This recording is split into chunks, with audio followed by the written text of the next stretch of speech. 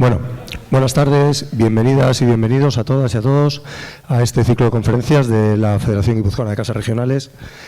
Un placer, como siempre, recibiros. Hoy es un día un poquito difícil con el partido de la Real, habrá gente que se haya retraído, pero bueno, espero que estén al otro lado de la cámara, algunos, viendo la conferencia por streaming. Voy a presentaros este ciclo de conferencias. Este año se va a componer de 6 conferencias, vamos a tener una más que habitualmente, y la última se trasladará al día 1 de junio y será en el Centro Cultural de Inchaurrondo, ¿no? Ezequiel, bien. Bueno, se os avisará con el debido tiempo, se irá haciendo la publicidad debida en cada una de las conferencias. Hoy el ponente, luego os lo presentará Antonio Pedraza, lo propone la Casa de Andalucía de las Artes, Semblante Andaluz. La siguiente conferencia, me voy a poner las gafas que si no, no veo. La siguiente conferencia la propone la Casa de La Rioja, la tercera la propone Casa de Álava, la cuarta la Casa de Galicia en San Sebastián, la quinta Casa Castilla León, la Casa de Burgos Castilla León, y la sexta el Centro Extremeño de San Sebastián.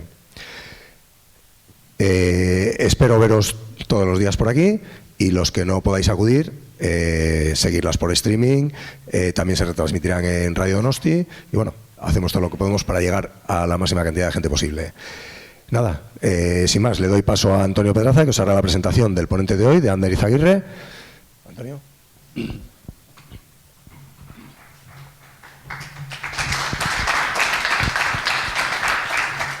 Buenas tardes. Bueno, yo lo único que, irónicamente, puedo decir que Ander es impresentable. Porque le podemos seguir todos los jueves en la contra del Diario Vasco. También suele colaborar con el programa de Radio Nacional las mañanas de Radio Nacional de España, y luego pues tiene cantidad de libros editados, y yo no sé si catalogarlo como un escritor que viaja o un viajero que escribe, porque tiene todos los libros que tiene los ha pisado él. Y tuvimos la suerte y el honor de que nos presentara su libro Los Cuidadores del Mundo en el Centro Cultural de la Sarteoria, y es un libro delicioso. Podéis conseguirlos por ahí porque tiene pues con plomos en los bolsillos, la del Giro, cómo gana el Giro bebiendo sangre de buey, Cansasuelos. Tiene Djibouti, que me encantó, es pequeñito, se puede leer de un tirón, muy fácil. Tiene cantidad, y sobre todo Potosí, que tiene varios premios, incluso internacionales, por su libro. ¿Y qué más voy a decir? Sin más, os dejo con Ander Izaguirre. Gracias, Antonio.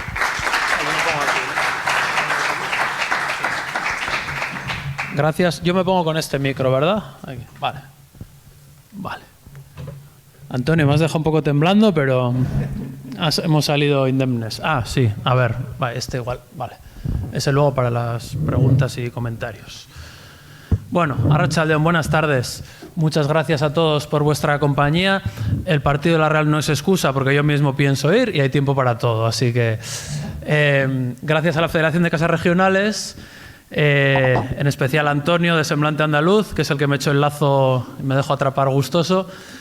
Y me parece, pues uno de los entornos o excusas que más me apetecen para hablar de este libro, en un acto organizado por la Federación de Casas Regionales, porque, como ha dicho Antonio, bueno, yo soy periodista, me gusta viajar, he escrito libros y crónicas, reportajes por todo el mundo. Este es un libro de viajes para mí muy especial y muy peculiar, porque es un libro de viajes por mi casa prácticamente, ¿no? Y esto pues es difícil, porque yo llevo años escribiendo reportajes también por aquí, yo pensaba que ya sabía todo, y digo, bueno, ¿qué voy a contar ahora, no? Del País Vasco, que voy a contar. Y una de las ideas potentes o centrales para mí de este libro, ahora os la voy a exponer poco a poco, es precisamente la idea de la sociedad vasca como una sociedad que ha sido mucho más mezclada, abierta, viajera, de lo que suponemos desde hace mucho tiempo, sigue siéndolo hoy en día, y precisamente es una defensa de la mezcla de culturas, de la aportación de gente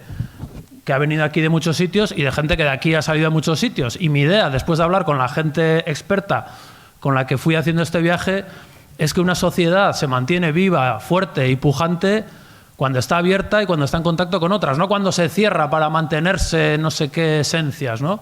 Entonces me parece muy bueno que reivindiquemos esta idea que hoy en día creo que está muy de actualidad, ¿no? De cómo queremos organizar el mundo y nuestra sociedad. Pero bueno, voy a daros la paliza mínima indispensable y voy a empezar contándoos este viaje, ¿no? Se llama Vuelta al País del Cano. El Cano es una excusa, está en el libro, la primera vuelta al mundo está en el libro, pero bueno, me pidieron una gente de Guetaria, de la Fundación Elcano, que hiciera algo, algún libro, ¿no? Fue un encargo y yo les dije, bueno, ya hay historiadores explicando la vuelta al mundo, debatiendo sobre la figura del Cano. Yo voy a hacer lo que sé hacer más o menos, que es, bueno, pues un libro de viajes, ¿no? Y les dije, vamos a hacer la vuelta al mundo sin salir del país de los vascos, que suena un poco a bilbainada, pero bueno, esto es una vuelta al mundo por aquí al lado de casa, ¿no?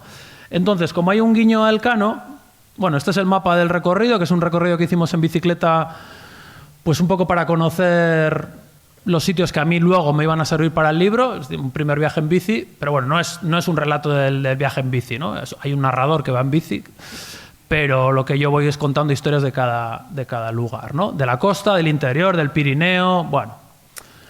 Esto ya sabéis lo que es. Y sabéis cómo se llama el ratón, ratón de Guetaria. Seguro, ¿no? Que esto es un ratón. ¿Estáis seguros? Bueno. Hombre, tiene bastante... Tiene pinta, ¿no? Ese ratón de Guetaria. Tengo una pregunta, otra. ¿Es una isla o es una península? Península, ¿no? Estáis convencidísimos, estáis. Fue una isla, dicen por aquí. Sí, se puede pasar a pie, ¿no? Habréis pasado a pie. Bueno, se llama Monte San Antón, en realidad, el ratón de Guetaria. Se puede pasar a pie, con lo cual es una península, pero es una medio península, medio isla. Ahora os voy a contar. El rabito del ratón, el istmo, digamos, ¿no? Lo que une el Monte San Antón al continente, era una zona rocosa baja, pero no estaba unido al continente. Lo que pasa es que hace ya tantos siglos que lo unieron de manera artificial, o sea, el rabo de ratón es artificial, digamos, son unos diques que construyeron allí, ¿no? En 1400 y pico, más o menos cuando nace el Cano, 1470 y pico, están construyendo este cierre, que ya de antes de la Edad Media ya lo hacían, ¿no? Bueno, empiezo a contaros Guetaria porque en este libro una cosa que a mí me gusta es... Bueno, me gusta entender la geografía y la historia para entender qué somos hoy en día, ¿no? Y yo en este libro me planteo, por ejemplo, Guetaria, en qué sitio tan malo lo construyeron. Y así en otros pueblos de la costa vasca, ¿no? Guetaria históricamente ha sido lo que está en ese círculo rojo, ¿no? La parte vieja, el resto ya son casas nuevas, la carretera es del siglo XIX, una cosa moderna. Pero si lo piensas un poco, está puesto en un sitio horrible el pueblo, porque está en un acantilado que se está cayendo. No sé si os acordáis, hace pocos años hubo unos derrumbes y tuvieron que evacuar a gente de 2 casas porque abrían la puerta y tenían ya el agujero para caerse al mar, ¿no? O sea, es un pueblo que está en un promontorio que se está cayendo, que hay mucha erosión, pega al mar. El viaje por tierra, moverse por tierra sería muy complicado cuando no había carretera. Es decir, toda la historia hasta antes de ayer, porque detrás hay un monte, la calzada de la costa va por arriba. Es un sitio muy incómodo para vivir. Pero hay un motivo por el que aquí hay un pueblo, ¿no? Y que tiene que ver con ese dique, ese rabo del ratón, ¿no? ¿Cuál creéis que es la ventaja de este sitio para vivir ahí? Hacen por ahí gesto de mirar lejos, ¿no? Pues lo mismo que la desventaja, ¿no? En un momento dado, de cómo pasó. Estar ahí. La pesca, estar ahí un poco comprendido. Sí, a ver, la clave es que es muy buen sitio para los barcos. De hecho, el dique lo hicieron para hacer el puerto, ¿no? Para tener un puerto. ¿Por qué el puerto está a ese lado? ¿Por qué está allí y no aquí? Es clarísimo. No podía estar a este lado del dique. Porque, como sabéis, en esta costa, los temporales, las tormentas, la mar mala, vienen del noroeste, ¿no? Vienen del noroeste. Nuestros puertos en la costa vasca están a refugio del noroeste. Entonces, el Monte San Antón, el Ratón de Guetaria, lo que es una defensa natural muy buena para los barcos. Y por eso, en Guetaria, pues cuando empezaron a hacer casas, dijeron, joder, qué buen sitio para los barcos, las casas ya las haremos donde sea, ¿no? Y de hecho hay sitios en la costa vasca que son así. Uno de los más extremos probablemente es el Anchove, que conoceréis en Vizcaya, que es un pueblo así en vertical, ¿no? Que está colgando del acantilado. Y ¿a quién se le ocurre poner aquí las casas? Si se te cae el calcetín de la ventana tienes que bajar 100 metros, ¿no? Pues porque está el Cabo Ogoño que protege del noroeste. Entonces, empiezas a entender por dónde están los pueblos y por qué. Por ejemplo, San Sebastián. Claro, yo hice un paseo, yo soy de San Sebastián, tengo 47 años, toda la vida he visto esto, pero pedí a un historiador a Xavier Alberdi, que me diera un paseo. Digo, explícame Donosti.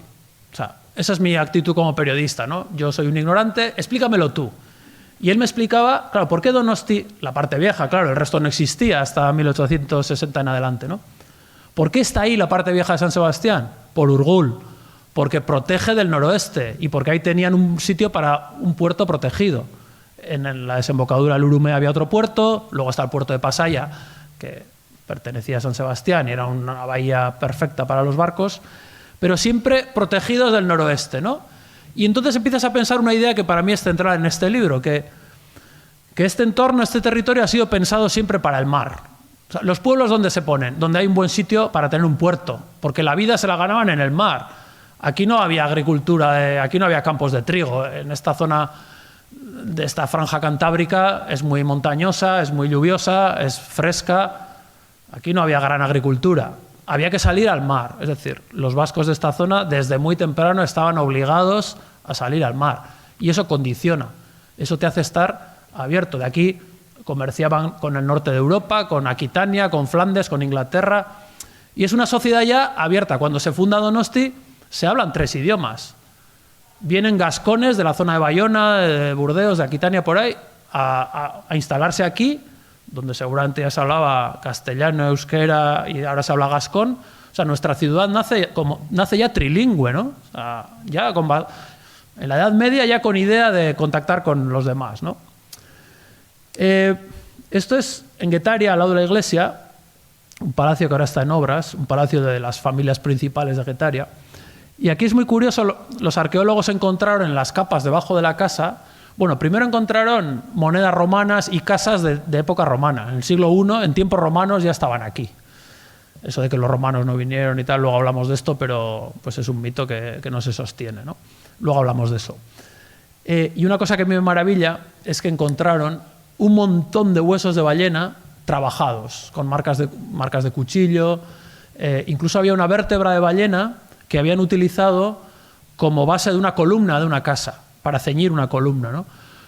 Lo saben porque esa casa ardió y en la vértebra de la ballena por dentro quedan restos de madera carbonizada. Dicen, claro, aquí había un poste que se quemó, ¿no? O sea, usaban los huesos de ballena de material de construcción. Es decir, había tantos huesos de ballena que quiere decir que en el siglo VIII-IX, cuando datan esos huesos, aquí había una industria ballenera. Se dedicaban a cazar ballenas ya muy temprano, ¿no? Muy temprano. Es curioso porque tú vas repasando la historia de Guetaria, que es donde empieza el libro. Bueno, la ballena está en el escudo, como en muchos pueblos vascos de la costa, y empiezas a leer historias muy interesantes, algunas muy divertidas. Por ejemplo, en 1474, cuando os he dicho que están construyendo el dique para hacer un puerto, claro, eso era una gran inversión, era mucho dinero. Los de Guetaria tenían un pacto con el rey de Castilla, que era: la primera ballena que cacéis cada temporada es para el rey. Ese era el trato, ¿no?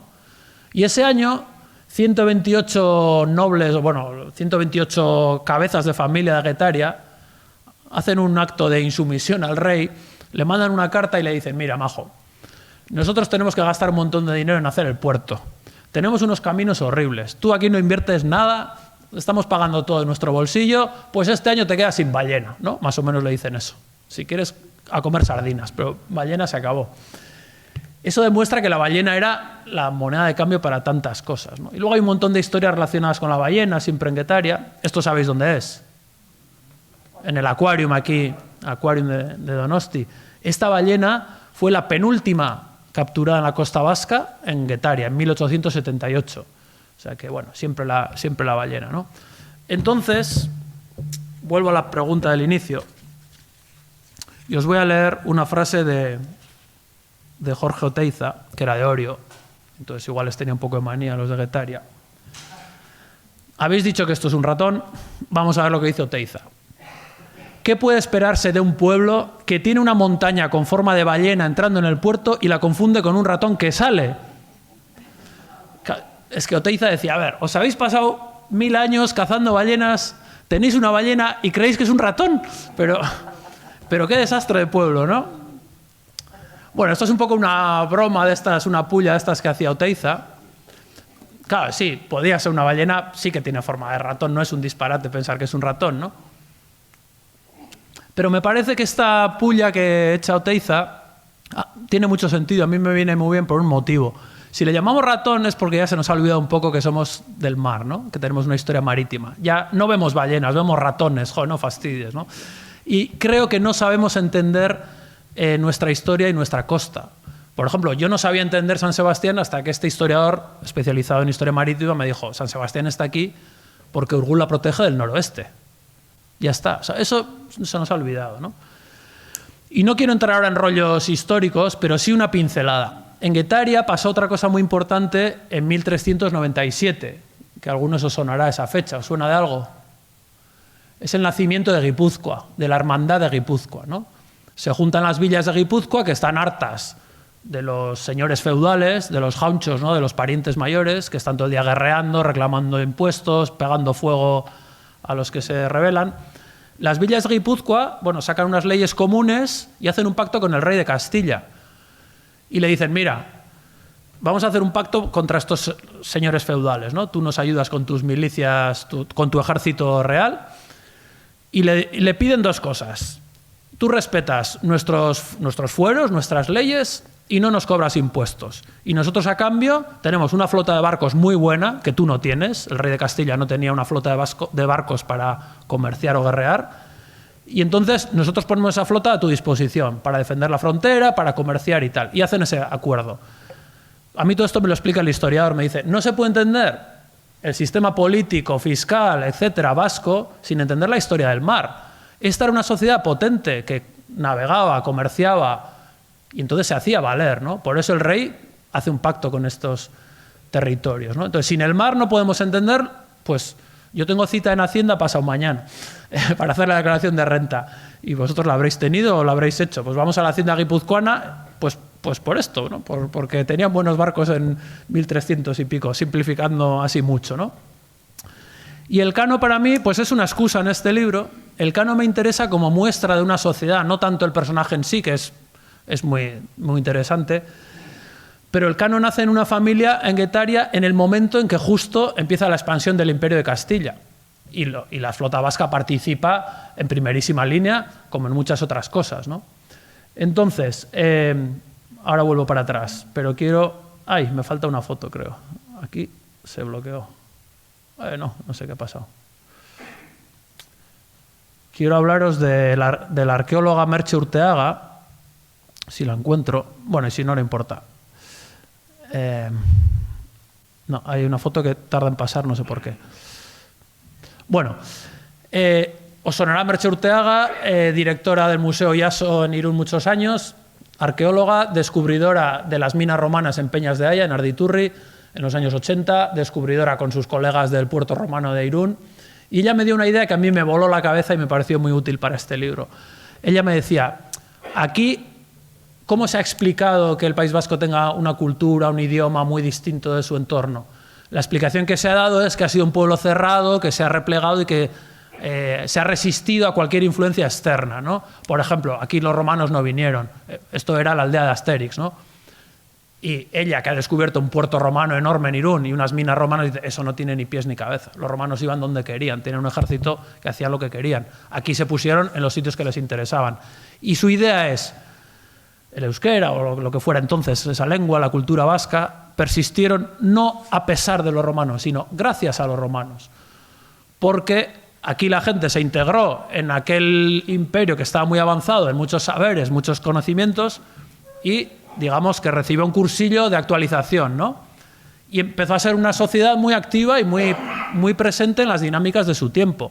Por eso, igual que en tiempos de Castilla, del Cano, la sociedad que participa y que se abre al mundo es viva y puede hacerse valer, ¿no? Dice, los pueblos de Iberia que se cerraron, pues llegaron los romanos y los aplastaron, ¿no? Esa es una idea que hay que desarrollar con más matices, pero que a mí me gustaba, ¿no? Como planteamiento de este libro. Yo quería que este libro fuera un libro muy del siglo XXI, no solo con historias del XVI. Y entonces, por ejemplo, en Ondarroa me interesó entrevistar a este señor, a Musa Tior, que me dijeron que era el primer africano que había venido a trabajar a la flota pesquera vasca en el año 91, un senegalés. Lo entrevisté, es un personaje fantástico, un aventurero. De joven era campeón de lucha en Senegal, viajó por toda África como luchador.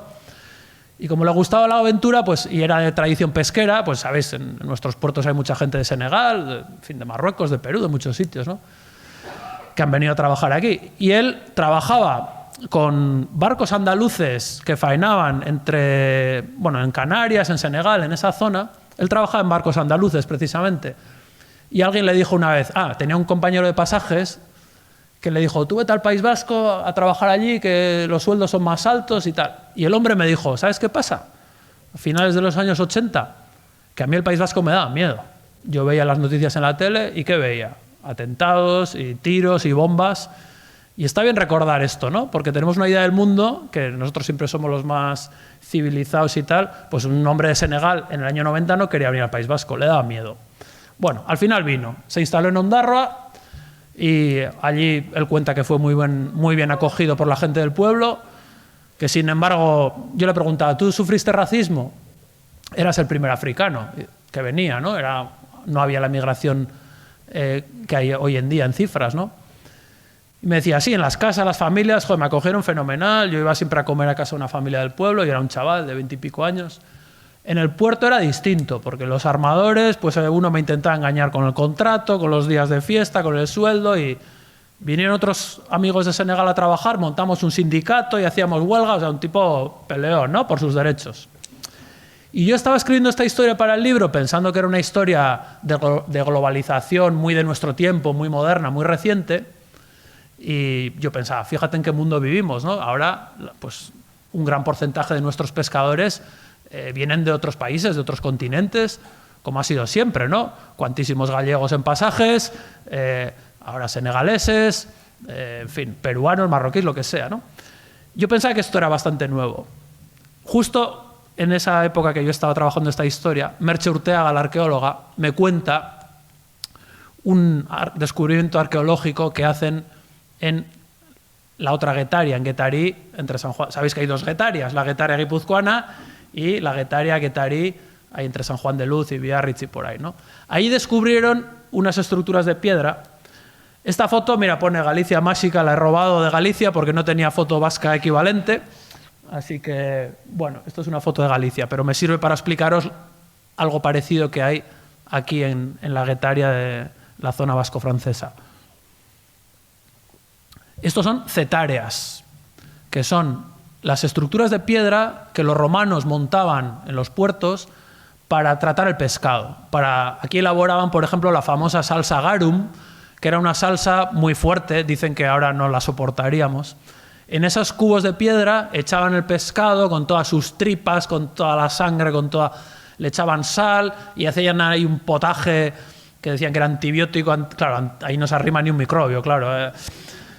Pues esto, allí donde hay sitios pesqueros romanos, aparecen estas cetáreas. De hecho, Guetaria, seguramente el nombre viene de ahí, que era una factoría romana, tanto la guipuzcoana como esta de Lapurdi, ¿no? Y en la de Lapurdi encontraron una placa de mármol en la que se presenta el propietario de esta hectárea de hace 2000 años y dice, soy un liberto, un esclavo liberado, ¿no? Alguien que fue esclavo y que consiguió la libertad. Soy un liberto, me llamo Caius Julius Niger, es decir, Cayo Julio el Negro. Entonces, el primer arrantzale de nuestra historia con nombres y apellidos, hace 2000 años, era Cayo Julio el Negro, seguramente un africano antiguo esclavo liberado, ¿no? O sea que el primer arrantzale seguramente era un africano, el primero con nombres y apellidos, por supuesto, la mayoría sería local y tal, ¿no? Pero esto quiere decir que había ya mucha conexión con la globalización, ¿no? Esto es un mosaico romano, este no es de aquí, es de Italia, pero bueno, de un trabajador negro africano en una villa romana, ¿no? Bueno, vamos a empezar el viaje porque si no, no... Voy a ir eligiendo algunas historias y otras las voy a dejar, si queréis, para los comentarios al final, porque bueno, el libro está compuesto de muchas pequeñas historias y voy a ir saltando de unas a otras. Y... Bueno, el viaje en bici a mí me gusta porque me gusta entender el mundo con la cabeza, pero también con las piernas. Y cuando sales de Guetaria, hicimos un viaje, pues 3 chicos, 3 chicas, un grupo así muy majo, y salimos de Guetaria y cogieron la carretera hacia Zumaya. Yo había diseñado el recorrido, y está en el libro el mapa, el track para el GPS y todo. Y les dije, quietos, quietos, quietos, que no es por ahí, no es por la carretera, vamos por la calzada de la costa. Y es salir de Guetaria, una cuesta al 20% con pavimento de losas, y venga, ya a bajarnos de la bici. Ya el primer kilómetro empujando la bici, ¿no? Ya me decían, pero joder, ¿qué de recorrido nos has hecho? Sí, está muy así. ¿Por qué entiendes el mundo con las piernas? Porque dices, ¿ves lo que suponía hace 500 años moverse de Guetaria a Zumaya, de Zumaya a Deva? Era horrible moverse por tierra, para arriba, para abajo, caminos muy malos. La autopista era el mar, ¿no? El mar era el camino para los vascos de esta zona.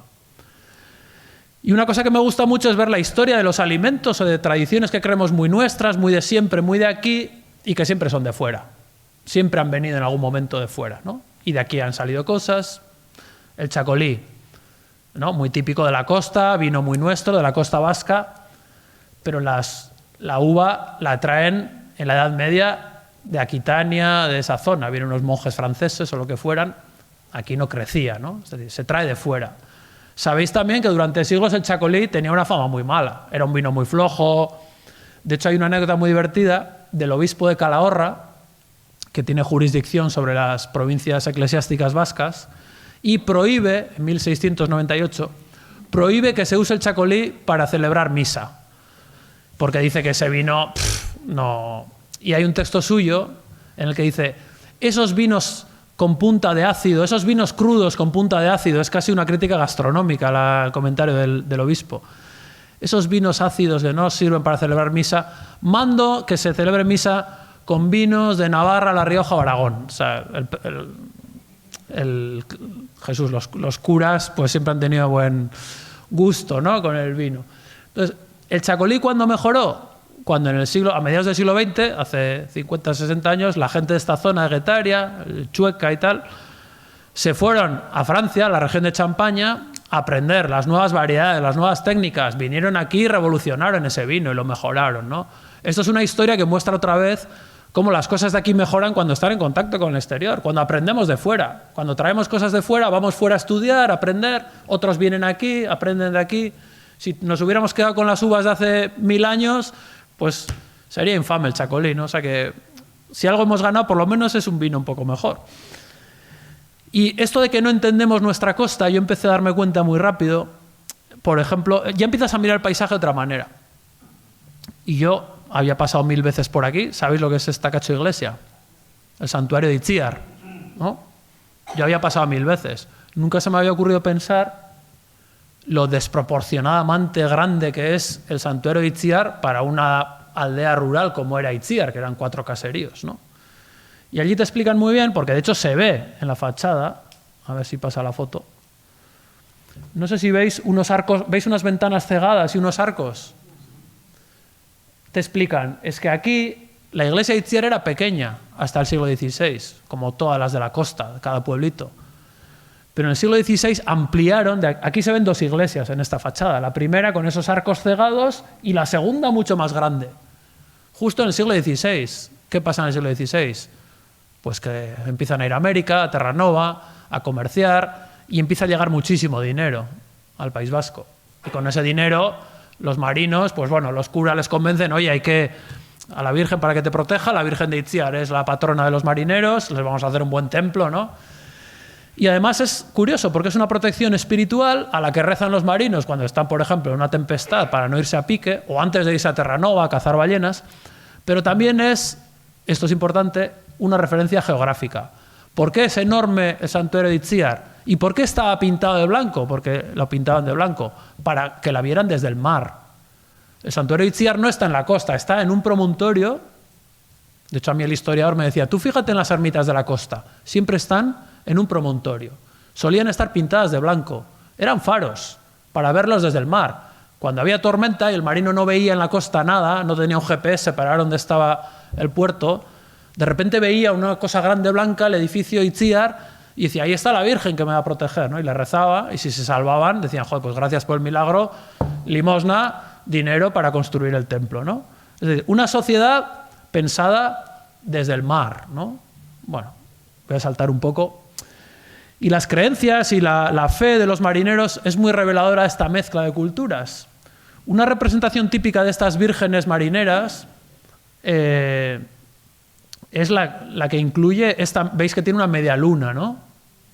Esa media luna, que está en la Virgen de Begoña, en la Virgen del Carmen, en la Virgen de Itziar, es muy curioso de dónde viene, es asombroso. Aquí tenéis una representación egipcia. Subida en esa barca, a la izquierda, está la diosa Isis, que tiene una media luna en la cabeza, con un disco lunar. La diosa Isis era en Egipto la protectora de los pescadores. Veis que está en una barca encima de los peces y es una devoción que los romanos adaptan, la convierten en Venus. Venus también es la estrella que orienta a los pescadores y los romanos la divulgan y llega hasta aquí, ¿no? Es muy curioso, los egipcios que hacían con Isis, le hacían Jesús ya lo diré, procesiones, la llevaban en un, pues así, en un carro, en unas andas, ahí va sentada esa figura dorada que es Isis con la media luna en la cabeza, la montaban en un barco, la sacaban al mar para que extendiera su beneficio, su influencia, su protección a las aguas, ¿no? Para que los pescadores no naufragaran y para que la pesca fuera abundante. Y ese símbolo lunar era la referencia geográfica también de los marineros, ¿no? Esta foto creo que está sacada en Murcia. Si veis las procesiones de la Virgen del Carmen que se hacen aquí mismo en el puerto de San Sebastián, es que es lo mismo. Sacan a la Virgen, en este caso tiene esa media luna muy, muy visible, para pedir esa protección a los pescadores, ¿no? Entonces ves que hay ideas religiosas que vienen ya desde Egipto que estaban aquí presentes, ¿no? O sea, aquí pues hemos estado mezcladísimos desde siempre. Bueno, voy a ir avanzando. Gaztelugatxe, ¿no? San Juan de Gaztelugatxe. Me encanta ver ahora San Juan de Gaztelugatxe con otros ojos, porque tú vienes aquí y piensas, joder, qué sitio más bonito. En el año 1000, qué gusto tuvieron los frailes para hacer una ermita en un sitio tan espectacular, ¿no? Parece que la hicieron para que ahora los turistas vayamos a hacernos selfies, ¿no? Porque ya sabéis que eso está lleno ahora de gente.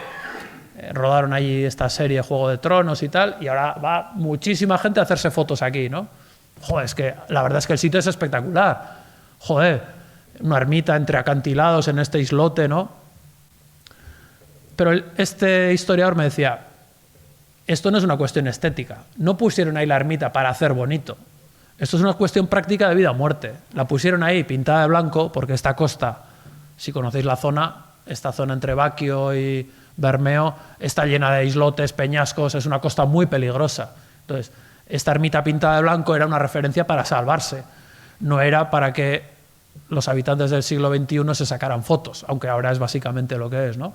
O para casarse ahí, estas cosas. Es decir, es ver desde el mar nuestro entorno, ¿no? Bueno, voy a saltar a Bilbao para no alargarme más con la costa. Este sabéis quién es. El Chopo, Iríbar, ¿no? Portero mítico del Athletic. ¿Y sabéis dónde estamos aquí, en esta imagen? El Museo Naval de Bilbao, ¿no? Se ve la Torre Iberdrola al fondo. Pero en concreto, ¿estamos pisando qué? A ver si alguien acierta. Un barco, pero un barco muy especial. La Gabarra. La Gabarra. Bueno, hablé con Iríbar por otros motivos que están en el libro, no me voy a enrollar, pero me interesa la Gabarra para explicar nuestra sociedad, ¿no? Voy a ser breve en este capítulo, pero me gusta mucho. ¿La Gabarra qué es? La Gabarra es, bueno, donde el Atleti celebraba, así digo en pasado los títulos, que me perdone si hay alguien del Atleti, pero bueno. No, sabéis la historia de la Gabarra, cuando el Atleti ganó las ligas y las copas en los 80, celebraron los títulos subiendo por la ría en la Gabarra, ¿no? Y es un emblema del Athletic y del fútbol y tal. ¿Pero qué era una gabarra? En realidad una gabarra, sabéis que es una embarcación de fondo plano que se utilizaba para entrar por la ría cuando los barcos ya no podían entrar porque no había fondo. Entonces, era para transportar mercancías, ¿no? Cuando en el año 2013 la gabarra mítica del Athletic estaba en Santurtzi amarrada y estaba en mal estado y nadie la cuidaba, y el Museo Naval de Bilbao decidió recuperarla, rehabilitarla. Y para llevarla al museo hicieron un rito que consistió en navegar con la gabarra de Santurce a Bilbao, como las sardineras, y echaron a flotar la gabarra, y en la gabarra solo iba Iríbar en el medio, ¿no? Iba Iríbar saludando, que Iríbar es... Y la gente desde la orilla pues le saludaba.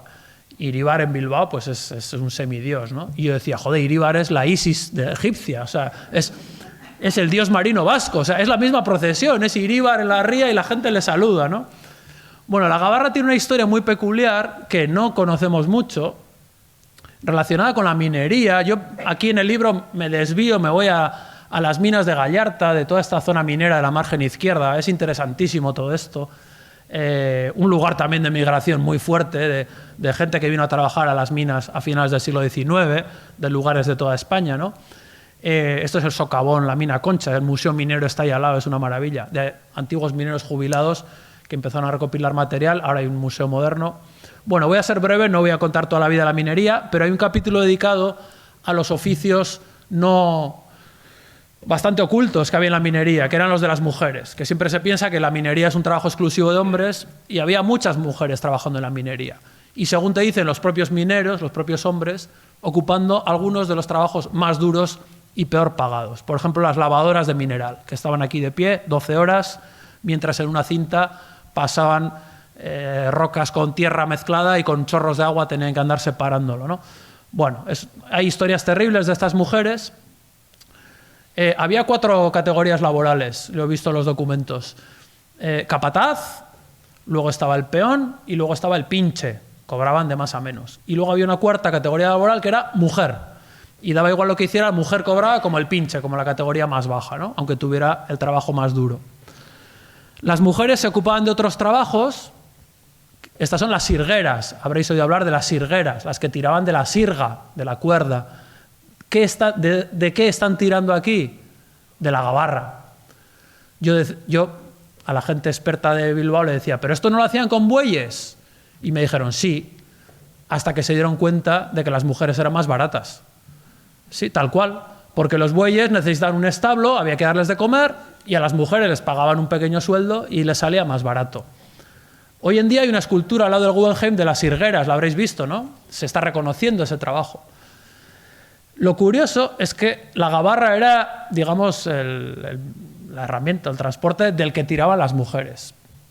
Y hace pocos años, bueno, aparte de Iríbar, estuve con otra portera del Athletic, con Ainhoa Tirapu, portera del Athletic estos últimos años, una mujer interesantísima, licenciada en químicas y experta en minería, precisamente. Sabéis que el fútbol vino con las compañías inglesas de las minas y tal.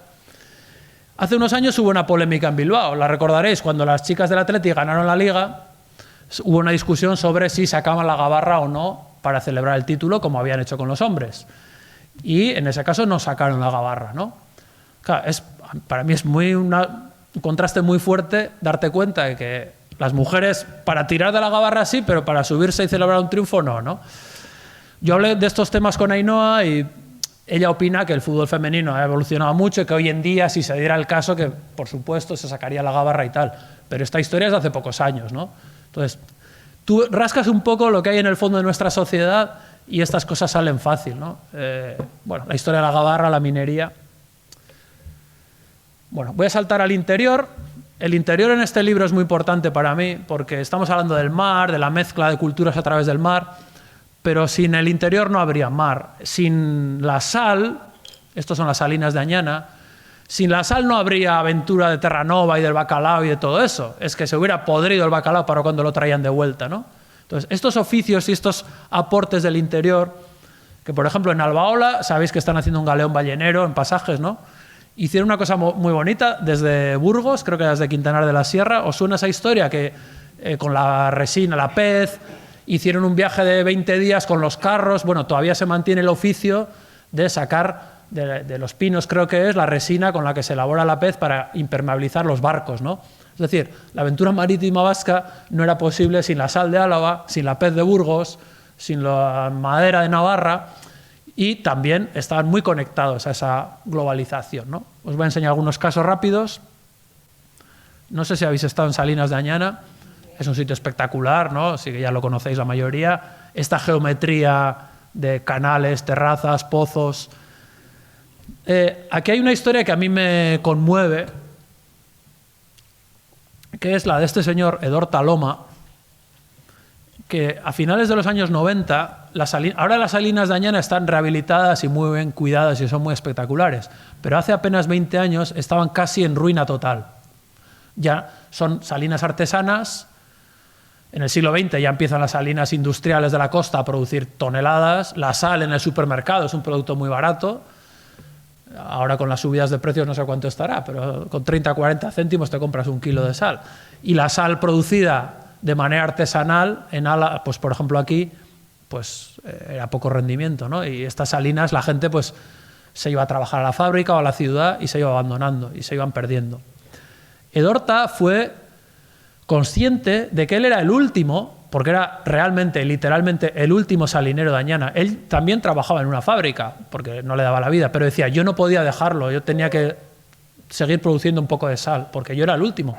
Y esto es un oficio que tiene 7.000 años en Añana. El sistema de terrazas y canales lo trajeron los romanos hace 2.000 años, pero los arqueólogos han encontrado indicios muy claros de que hace 7.000 años ya se explotaban el agua salada de Añana, ¿no? Entonces este hombre sabía que, oye, aquí llevamos 7.000 años trabajando, no lo he mirado, pero habrá pocas industrias en el mundo que hayan trabajado ininterrumpidamente 7.000 años, o sea, no es ninguna tontería, ¿no? Y este hombre decía, si yo meto las manos en los bolsillos y me quedo en casa, me jubilo, adiós, soy el último, se acaba, ¿no? Este hombre se metió alcalde de Añana a pelear por las salinas, reunió a los propietarios, habló con la Diputación de Álava, hicieron un proyecto de rehabilitación muy interesante, ¿no? Si habéis hecho la visita, seguramente serían algún grupo como este.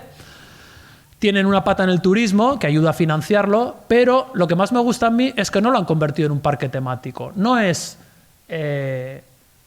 actores haciendo de salineros. Hay gente produciendo sal de verdad, sal pues muy exquisita, de mucha calidad, trabajada manualmente, que se vende a un precio muy superior al de los supermercados, pero luego se aprecia, ¿no? Le echas eso a un filete y es otra cosa, ¿no? Como crujen esas escamitas de sal y... Bueno, pues en el libro yo cuento que de la vuelta al mundo que dieron Elcano, Magallanes y compañía, hoy en día hay dos oficios que se siguen desarrollando con la misma herramienta. Uno es rey de España con la corona y el otro es salinero de Añana con el rodillo que usaba Edorta, ¿no? Bueno, y así entre nosotros en confianza, para dar la vuelta al mundo, de esos dos oficios de rey y de salinero, solo uno era indispensable, ¿eh? No. Bueno, voy a hablar de otras cosas. Quiero terminar volviendo a la costa. Bueno, hablamos bastante de cocina en el libro, porque en la vuelta al mundo no salieron pensando en dar la vuelta al mundo. Magallanes nunca pensó en dar la vuelta al mundo, no era su plan. Su plan era ir a la isla de las especias, a traer cosas para comer rico. Luego, si queréis, hablamos de esto, pero a mí me encanta que uno de los mayores viajes de la historia de la humanidad se hiciera para ir a buscar cosas para comer más rico, que realmente iban a buscar especias que aquí se pagaban carísimas, ¿no? Los ricos de Europa pagaban carísimo para comer rico y para presumir de que comían lo que otros no comían, ¿no? Yo hablé de eso con Andoni Luis Aduriz, ¿no? Que él me decía, en mi restaurante hay gente que viene por el placer de comer y también hay gente que viene para contar que ha venido, ¿no? Porque, bueno, el placer y la vanidad fueron motores muy importantes en la historia de la humanidad, ¿no? Esto es un enfoque que a mí me gusta, pero bueno, si queréis luego profundizamos en eso. Otros ejemplos del interior es, bueno, la madera. Esto es un bosque en Altsasu, Dantzaleku. Aquí hay robles, pero no son formas naturales, tienen formas artificiales estos robles, guiados con pesos, para que tuvieran la forma de las piezas que necesitaban en la construcción de barcos. Si veis este panel que puso la gente de Albaola, en el barco necesitaban, por ejemplo, una pieza de esa forma. Entonces, trabajaban los robles para que dieran esa forma, ¿no? Tú das un paseo por este bosque, que está en las afueras de Alsasua, muy bonito, y es alucinante, porque ves el panel en forma de Y y ves detrás el árbol con forma de Y, porque necesitaban esa pieza de abajo del barco, que no sé cómo se llama, son todos términos muy técnicos, ¿no? O esta pieza curvada para esta parte de abajo, y lo mismo, pues el árbol está guiado. Entonces tú vas por el bosque y en los árboles vas viendo el barco, vas viendo un barco en los árboles, que es una cosa maravillosa, ¿no? Y aquí está Xavier Agote enseñando las plantillas con las que luego sacaban las piezas, ¿no? O sea, sin madera no hay aventura marítima, ¿no? Sin madera, sin hierro. Bueno, hay un capítulo dedicado a Legazpia, a los ferrones y a Chillida, que a mí me gusta muchísimo Chillida y creo que tiene mucho que ver con esta historia del hierro y esta fusión entre industria y arte. Bueno, ahora lo voy a pasar. Si queréis hablamos de Chillida luego al final, ¿no? Hay un sitio en Legazpi que no sé si habéis visitado, yo no lo había visto, que es el taller de Chillida, Chillida Lantokia, que a mí me encantó, porque aquí te enseñan como los restos de las esculturas, aquí se trabajaba, ¿no? Y aquí quedan los huecos de las esculturas, pues los recortes están ahí, ¿no? Como el agujero del Donus, digamos, ¿no? Las máquinas que le dejó Patricio Echeverría para hacer piezas que Chillida podía imaginar, pero no podía hacer. Allí fueron los obreros los que le ayudaron a Chillida a hacer cosas que él ni se imaginaba. Es decir, esta sabiduría industrial de los ferrones que trabajaban para los barcos, para las casas, para los caseríos, sin esa sabiduría de siglos en esta tierra, Chillida no hubiera hecho el peine del viento, porque a él decía, no, quiero curvar el acero, sí, pero el acero se rompía, o no había un horno para meter eso, ¿no? Y hay vídeos muy divertidos de los obreros que dicen, al principio no entendíamos nada de lo que nos decía este señor que quería hacer, pero luego nos picaba el gusanillo, y Chillida decía, quiero tomar una barra de acero y sacarle 4 brazos doblados, pero se partían. Entonces un obrero le dijo a Chillida, oye, ¿por qué no doblamos 4 barras y luego las cosemos? Chillida no sabía que se podía coser. Y entonces Chillida, ¡guau! ¡Ostras! Pues es verdad. Sin los obreros no había peine del viento. Y hay un vídeo que a mí me encanta en el que un obrero jubilado dice, yo me fui de vacaciones con mi mujer, ya en Finlandia creo que era, en Helsinki, íbamos por un parque, había una escultura de Chillida y le dije a mi mujer, esa la hice yo. Yo soy el autor de esa escultura, y efectivamente, ¿no? Bueno, estas son las máquinas del taller de Chillida. Y para mí una de las mayores sorpresas fue la visita en Ezkio Itxaso al caserío Igartubeiti, un sitio al que yo nunca había ido y que no me atraía mucho, la verdad. Yo decía, bueno, es un caserío del siglo XVI, supongo que te enseñarán pues cómo eran la cocina y el establo y la cama y la mesa. Y bueno, me parecía que igual sería un sitio un poco aburrido, lo digo así sinceramente. Yo he tenido muchos prejuicios que se me han caído en este libro, ¿no? Aquí yo aluciné, me encantó. Esta historia me gustó mucho. ¿Por qué? Porque, a ver, esto es un caserío del siglo XVI, de cuando empiezan a construirse los típicos caseríos vascos que consideramos ahora. Y pensamos, joder, no hay nada más vasco, más de aquí, más de toda la vida que el caserío, ¿no? El caserío es la representación, incluso que el nacionalismo vasco a finales del XIX utiliza, ¿no? El caserío con la gente, con sus costumbres, su idioma, sus bailes, su no sé qué.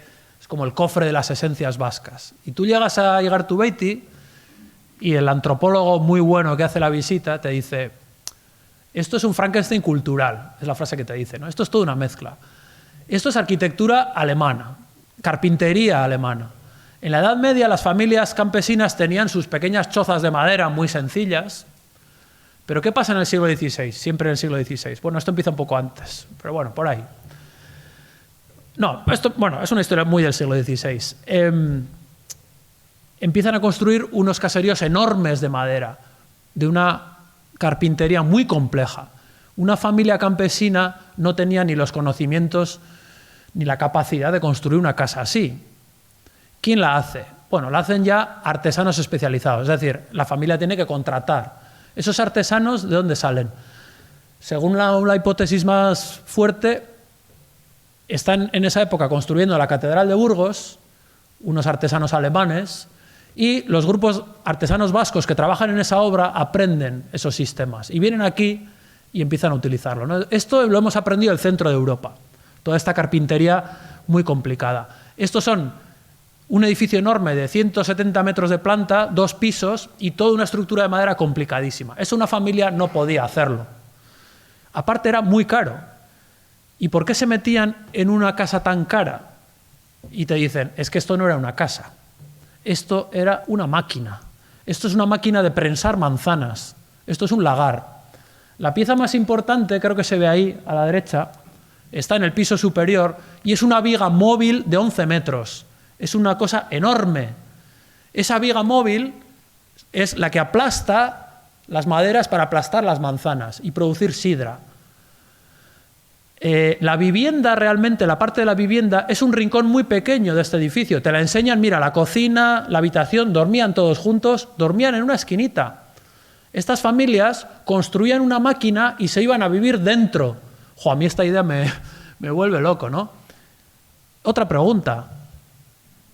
Las manzanas se prensan 2 semanas al año en octubre. ¿Semejante inversión para una máquina que funciona 2 semanas al año? Pues porque daba muchísimo dinero. ¿Y por qué daba muchísimo dinero? Porque en el siglo XVI la demanda de sidra se dispara porque los barcos empiezan a ir a América, porque van a Terranova los galeones y van cargadísimos de barriles de sidra, porque no se pudre, es buena bebida, es alimenticia, y la demanda de sidra hace así, ¡buah!, se dispara. Y Guipúzcoa entera se convierte en un campo de manzanas, hay leyes que regulan pues, estos manzanales, y hay un boom de construcción de caseríos lagar, ¿no? Entonces, este caserío de Ezkio Itxaso se construyó en 1540 porque el campesino de Ezkio Itxaso, que podemos imaginar como un casero aislado del mundo, estaba conectadísimo a la globalización. Decía, yo aquí me forro vendiendo sidra, voy a invertir para tener una gran prensa de sidra, ¿no?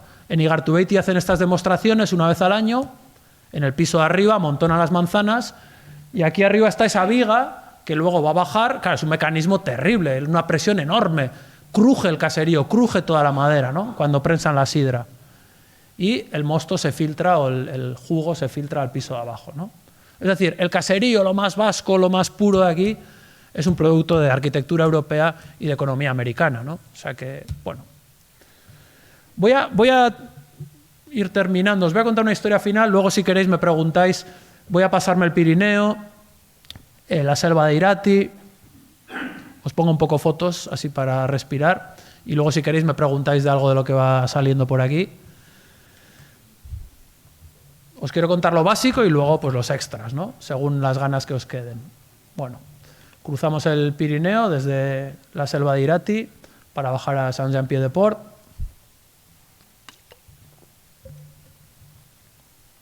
Espeleta y los pimientos, que es otra historia maravillosa de mezcla y de... Sí, la comida es más rica porque hemos ido dando vueltas por el mundo. Si no aquí, joder, lo que comían aquí en 1500 era sota, caballo y rey. Fijaos qué tristeza, ¿no? Todo lo que es de aquí típico, pues es casi americano, casi todo, ¿no? O sea, el pimiento, para empezar, ¿no? Esto es espeleta, que no sé si habéis estado allí.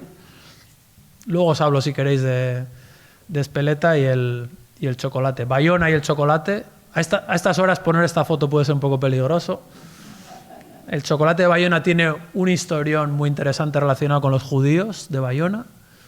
Yo os doy un poco los titulares, luego si queréis volvemos. Pero quiero acabar con una historia. Esto es la sinagoga de Bayona, el cementerio judío de Bayona y el representante actual de la comunidad judía de Bayona, que es muy pequeña pero sigue existiendo. Tiene una historia muy, muy dura, obviamente, después del Holocausto, de la Segunda Guerra Mundial, ¿no? Este es nacido en una familia superviviente de Bayona.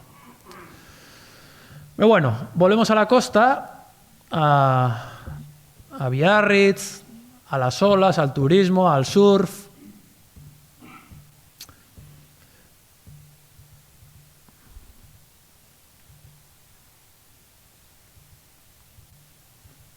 bueno, historias de mazmorras de esclavos negros que tenemos aquí mismo y no lo sabemos, en San Juan de Luz, donde encerraban a esclavos senegaleses para mandarlos a América.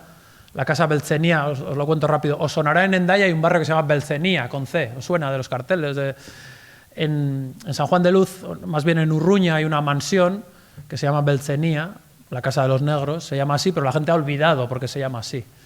Es una mansión que podéis alquilar una semana en julio, para 8 o 9 personas cuesta una semana 9.000 euros. Bueno, si ponéis bote, es una mansión con piscina, pista de caballos, se puede alquilar, Belcenía, la buscáis en Airbnb, en Booking, la podéis alquilar. Nadie se acordaba por qué se llama Belcenía, por qué la gente le llamaba Belcenía, no era el nombre oficial. Hasta que un investigador descubrió un edificio perdido en un agujero cerca del palacio, entre zarzas, era una mazmorra y era donde encerraban a los senegaleses o a los africanos que traían de Senegal antes de mandarlos a América, ¿no? Pues eso lo tenemos aquí en la costa y no está en el folleto de la Oficina de Turismo de San Juan de Luz esta historia, ¿no?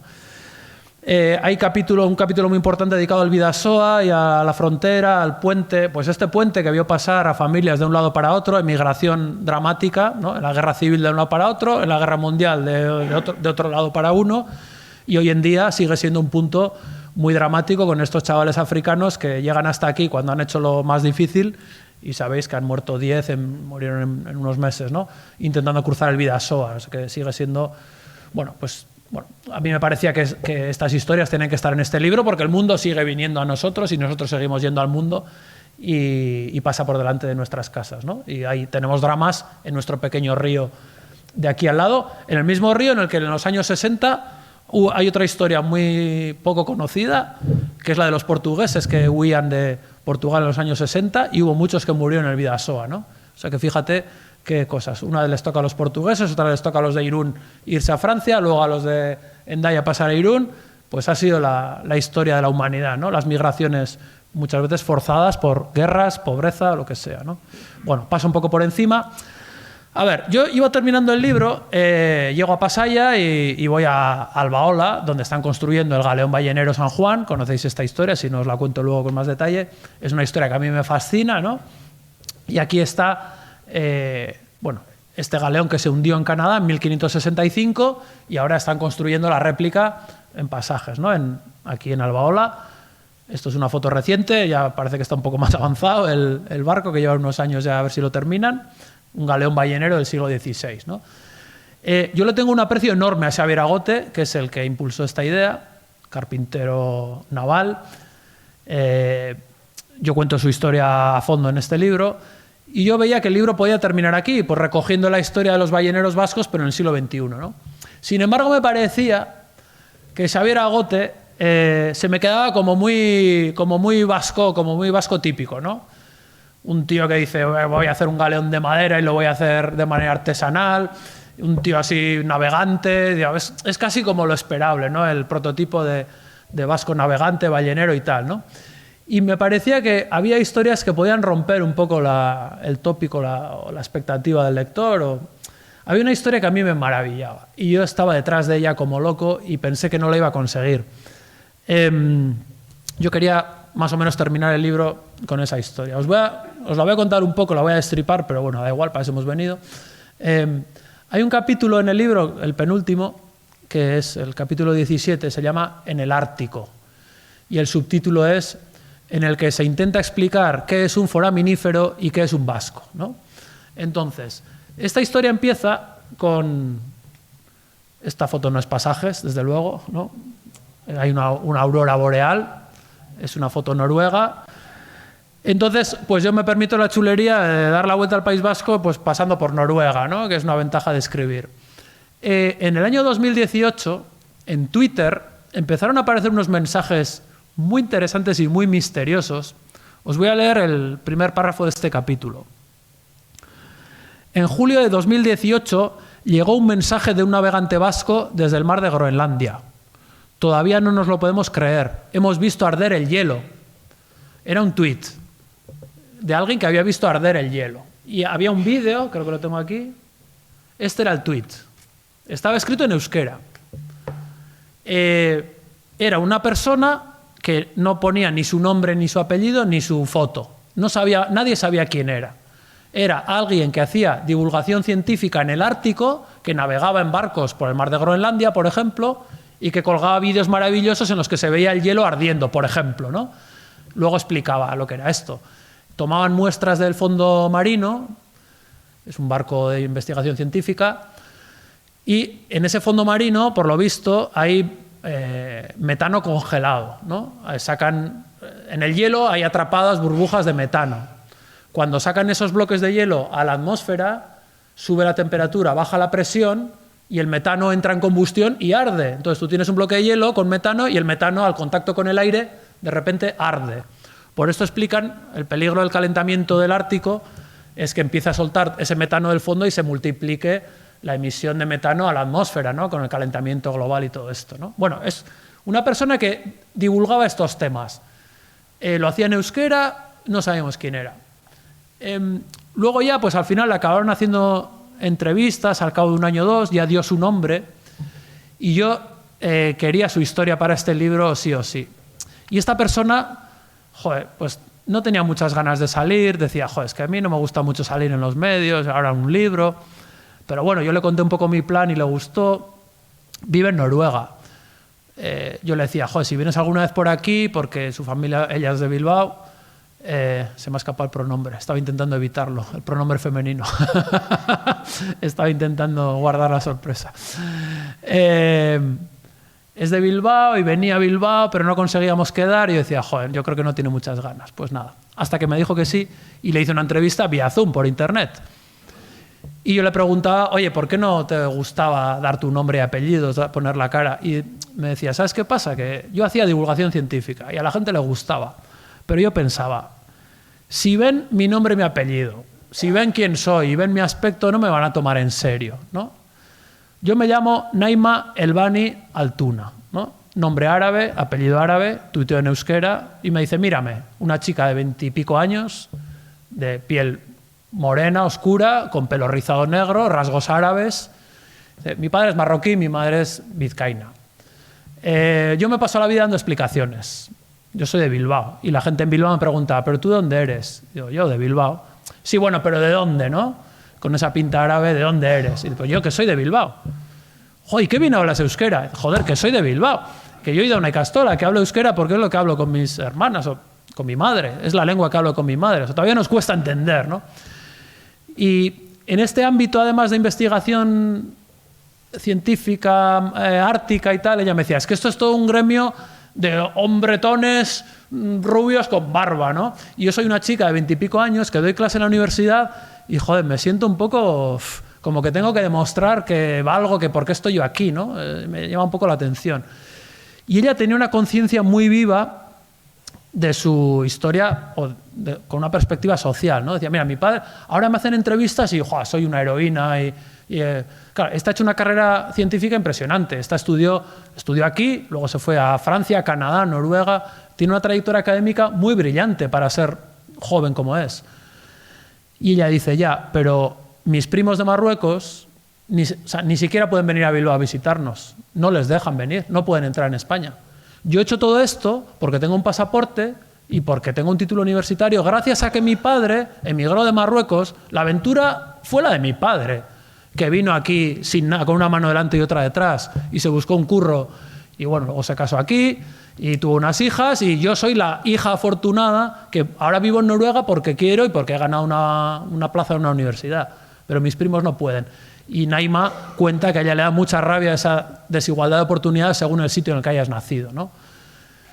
Y luego, para terminar su historia así brevemente, había una anécdota que a mí me encantó, que es que en su primera exploración o su primer viaje en un barco por el Ártico, hubo un momento en que ella se emocionó y pidió a sus compañeros, era una expedición internacional, ahí había científicos noruegos, alemanes, estadounidenses, sudafricanos, y les pidió, por favor, sacadme una foto aquí, en el barco, ¿no?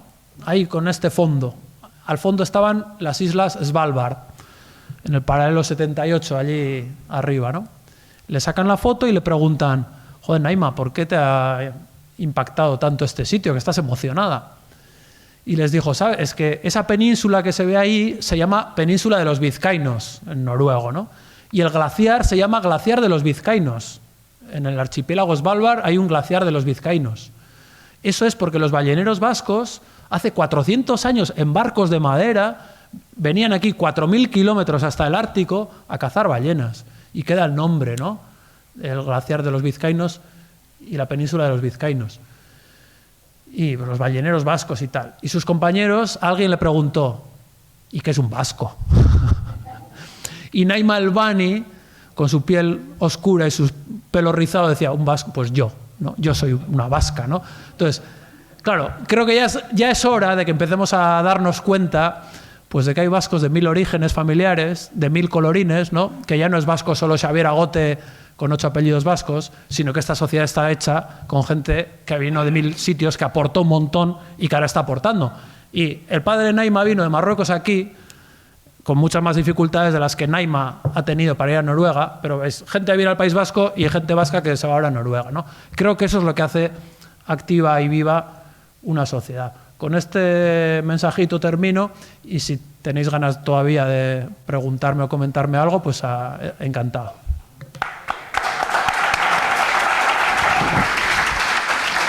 Perdón, se me ha olvidado poneros la foto de Naima Elvani Altuna. Si seguís Twitter, @articoan con K. Hay que usar el micrófono para hacer las preguntas, sí.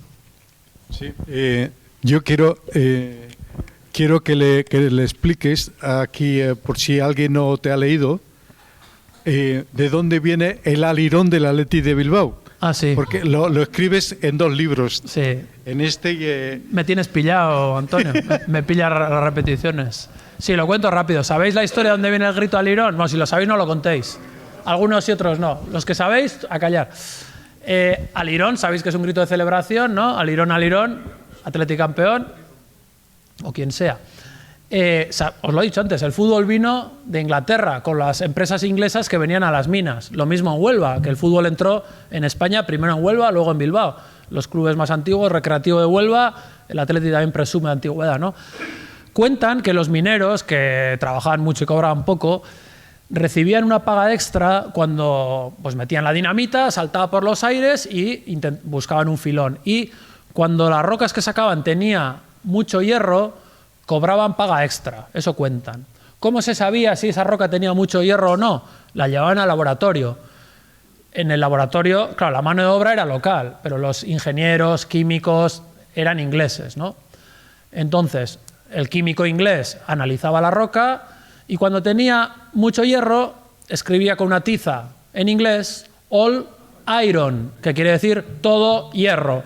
Los mineros no sabían leer inglés, obviamente, y lo leían y se pasaban la noticia gritando, leían alirón, alirón, entonces alirón, alirón, pues eso cuentan, vete a saber. Sí.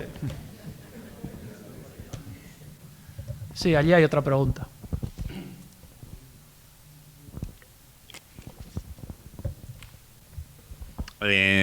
Pues yo, a ver, no es una pregunta, es más bien un breve comentario. Te suelo seguir en el Diario Vasco. Me parece un anhelo político el que planteas alucinante. Pero el retrato antropológico, perdona que te diga, de la sociedad vasca es blanquecino. ¿Blanquecino qué quiere decir? Que lo blanqueas. ¿Por qué? Porque no es una sociedad que miraba al mar, era una sociedad que siempre se ha mirado a sí misma. Si tú coges a Garibay, ¿qué le decía Felipe II? Mire usted, nosotros somos racialmente superiores, pero por el euskera. Siempre ha sido una comunidad de cierre, de asurbeltas y de maquetos. Eso no casa con que nosotros mirábamos al mar. Si un vizcaíno que iba a la Antártida se consideraba racialmente superior. El problema es ese, que tú creas o que anheles que no seamos una comunidad de cierre. Eso es lo que participo. Pero la mirada antropológica es de Julio Caro Baroja. Ojo. Bien, no estoy... Dinámica, sí, pero de cierre. Te contesto brevemente, gracias por el comentario y por la crítica. Pocas veces suele haber críticas, la agradezco. No estoy muy de acuerdo contigo porque creo que esta idea es la que se ha contado sobre todo en los últimos 100 años. Hay un relato de la historia cuando el nacionalismo vasco crea todos los pueblos-naciones crean una narración de sí mismos, ¿no? Y en el momento en que se crean los nacionalismos en Europa, el vasco, que es especialmente retrógrado, el nacionalismo vasco cuando nace es muy cerrado, ¿no? Considera que la historia fácil de contar es la del caserío, es la de no hemos sido contaminados y tal. Pero la historia, si tú lees la realidad de a qué se dedicaba la gente en este país durante siglos, está completamente volcada al exterior. Otra cosa es el relato que se haga por intereses políticos como los que tú dices, que estoy de acuerdo en que se fomenta ese discurso. Los discursos de limpieza de sangre. De esto hablo, no sé si has leído el libro, aparece mucho de cómo esa igualdad democrática de la que presumen por ejemplo, los guipuzcoanos, sí, está explicado aquí si lo quieres leer, algunos más iguales que otros, ¿no? Aquí hay constantemente expulsiones de moriscos, judíos, agotes, por supuesto. O sea, y eso tampoco es una cosa exclusiva de la sociedad vasca. La limpieza de sangre es una cuestión que en Castilla tiene mucho peso, a los vascos les viene muy bien y la copian. La copian hasta tal extremo que incluso en Guipúzcoa, en un momento, prohíben casarse con castellanos porque creen que puede estar contaminado porque aquí no han venido los moros y los judíos. Por supuesto que existía toda esta historia. Yo no niego esa parte muy fea y de hecho está muy presente en el libro. O sea, toda esta historia de desprecio del otro, no he contado la historia del chocolate y los judíos, pero es una historia muy clara de alguien de aquí a quien se desprecia porque es judío, ¿no? Eso coincido contigo en que es muy presente. O sea, y te digo de verdad, aquí igual no he insistido mucho en los temas del libro, pero me gustaría que lo leyeras y que vieras que creo que no blanqueo esa parte de la historia.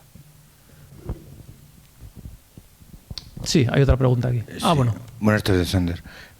Hablando de Belcenia, ya sabía el tema de los negros en Belcenia, de sí. Esos que iban a América, pero te lo pregunto por curiosidad, por si lo sabes. En Biarritz también hay un barrio que se llama La Negrés. La Negrés. ¿Tiene que ver algo también relacionado? Sí, hubo una polémica porque le querían cambiar de nombre, porque por lo visto, no lo conozco muy bien, pero creo que era una zona en la que, lo leí una vez en un reportaje hace tiempo, no me he metido en ese tema. Por lo visto en esa zona había, no sé si un bar, una posada o algo, en la que había una mujer que trabajaba allí, una sirvienta, una camarera que era negra. Entonces eso bastó como cosa exótica para que le llamaran el nombre de donde estaban los negros o la negra o algo así, ¿no? Era una cosa... Entonces, tiene algo que ver, pero no conozco muy bien la historia, pero va por ahí, sí, la Negrés tiene que ver algo con eso. Y había un debate para cambiarle el nombre, sí.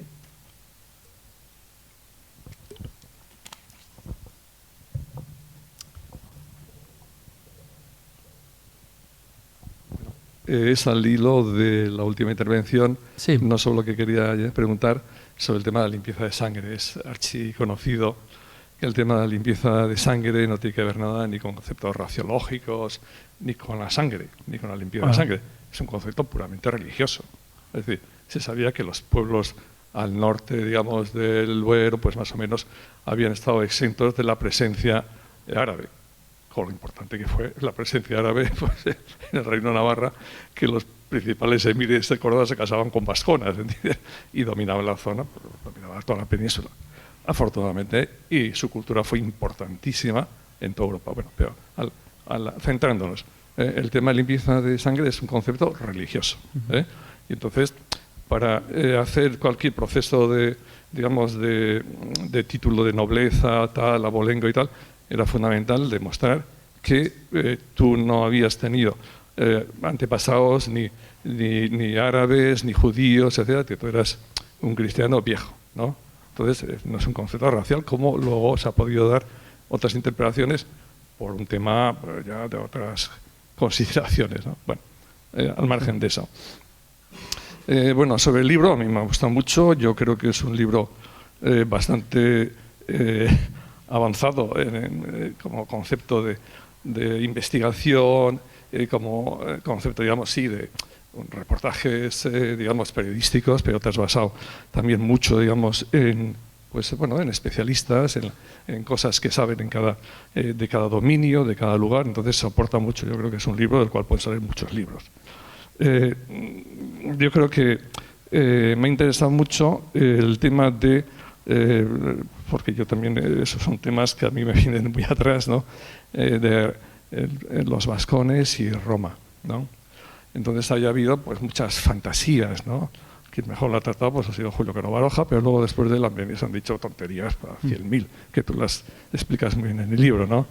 Los vascones fueron pueblos que ya desde las guerras civiles romanas, pues con Sertorio, Pompeyo y César, pues se adaptaron muy bien y fueron mercenarios de Roma. O sea, que siempre se ha contado una historia pues mitológica siempre, siempre. Y religiosa, claro, mayor mito que la religión, bueno, dejemos el tema ese. Entonces, claro, pues fueron mercenarios de Roma, se llevaron muy bien con Roma y no se llevaban bien, sino que luego ellos vasconizaron y, digamos, con las cortes romanas invadieron y redujeron a los ilergetes, a los leridanos y tal, que mantenían pues su arraigo independentista, si quieres, ¿entiendes? Frente a Roma. Y lo mismo pasó con todas las tribus celtas de España. Bueno, y de Europa, porque toda Europa es celta, menos pictos, ligures, que desaparecieron y poco más, ¿no? Entonces, pues los vascones ahí romanizaron y lucharon contra los bárdulos, caristios, otrigones y cántabros, ese conjunto que César temía que se unieran estos con los galos, ¿no? Porque estaba dando caña a ellas, ¿no? Entonces, bueno, resumiendo, que el papel de los vascones fue fundamental y los demás pueblos vasconizados también, hasta tal punto que los vemos luchando con Roma, con centurias romanas, en el muro de Adriano, en Germania, etc. Entonces, bueno, esa historia bonita, ridícula, ¿entiendes?, que nos ha contado determinados historiadores, no se sostiene por ningún lado. Y hoy día ya está contestada hasta a través, digamos, de los propios órganos de los mitificadores del pasado, sin ir más lejos. Eso por un lado. Bueno, termino.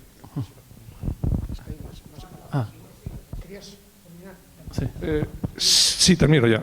Bueno, luego una cosa importante es que me ha parecido que falta un poco en el libro, pero bueno, eso ha sido lo importante en tu visión, ¿no? Es el papel de los vascos en la globalización. Digamos, los primeros globalizadores son portugueses y españoles que hacen el mundo global. Por casualidad, pero se hace. Y ahí tienen un papel importante ellos, pero también como conquistadores, y como desarrolladores de la cultura en América.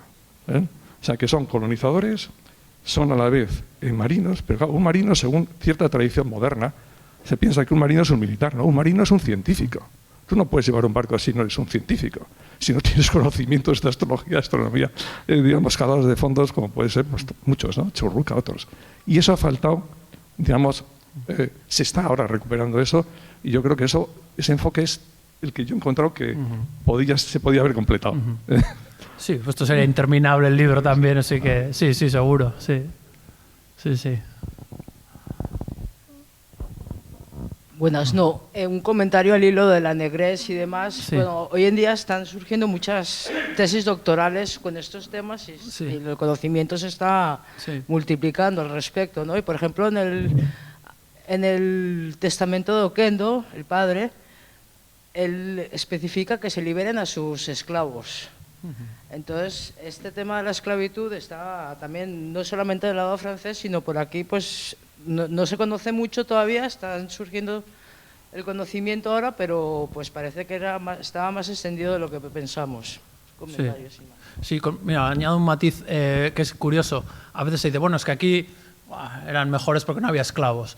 Uno de los motivos para los que no hubiera esclavos aquí era porque temían que se contaminara la sangre, ¿no? Entonces hay órdenes que dicen, bueno, los que tengan esclavos, aunque sean legales, antes de 6 meses los tienen que echar. Eso no impedía que en América trabajaran con esclavos, que comerciaran con esclavos, pero curiosamente el hecho de que aquí tuvieran menos esclavos trabajando era porque les parecía que podían contaminar la sangre, o sea que no dice mucho de esa sociedad, ¿no? O sea que efectivamente, sí, hay muchísimo por rascar todavía en esos temas, sí. Bueno, no sé si hay... pues nada. Sí.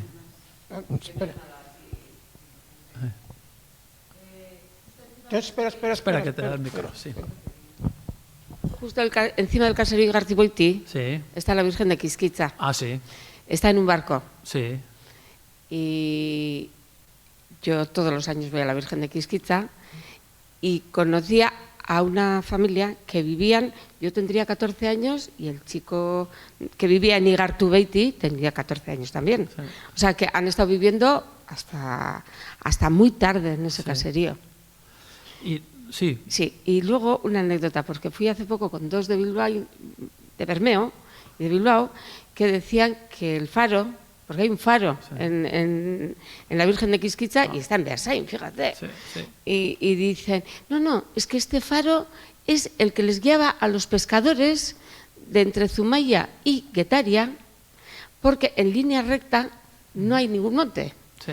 Y lo veían y lo visualizaban desde allí. Entonces, iba con uno de Bermeo y uno de Bilbao con el GPS y estuvieron mirando a ver en línea recta, a ver, y efectivamente no hay ningún estropicio y el faro ese lo debieron de cerrar en no sé qué fecha porque algunos buques militares protestaron que les despistaba porque no estaban las cartas marítimas. Y entonces lo confiscaron, o sea, lo hicieron apagar.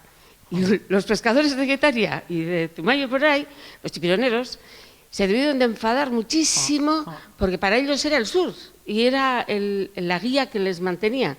Y reivindicaron y no sé en qué año lo metieron en las cartas marítimas y lo pusieron en marcha y está en marcha. Nada más. Mira, me encanta que cuentes esto porque yo lo supe muy tarde, en estas charlas en las que yo hablaba de las ermitas de la costa, que eran para orientarse y tal, que alguien me contó esto de Quisquitza y decía, no puede ser, sí, en Ezkio Itxaso, ahí en Beasain. Y fui a propósito a ver, digo, es verdad, esto se tiene que ver desde el mar, porque es verdad que de repente ahí baja y está muy en el interior de Guipúzcoa. Entonces, me da pena, si lo hubiera sabido mientras hacía... Bueno, me da pena no, porque ya bastante tuve con él, lo hubiera tenido que alargar todavía más, bastante paliza. Pero hubiera escrito algo sobre eso porque me flipa que en el centro de Guipúzcoa haya una ermita que sea referencia marítima, que está lejísimos de la costa. Sí, pero eso también Itxasondo dicen que es de no sé qué arbusto, de Isach, que no sé qué. Sí. Sí. La de Quisquitza es de Itxaso. Ya, pues vete a saber, sí.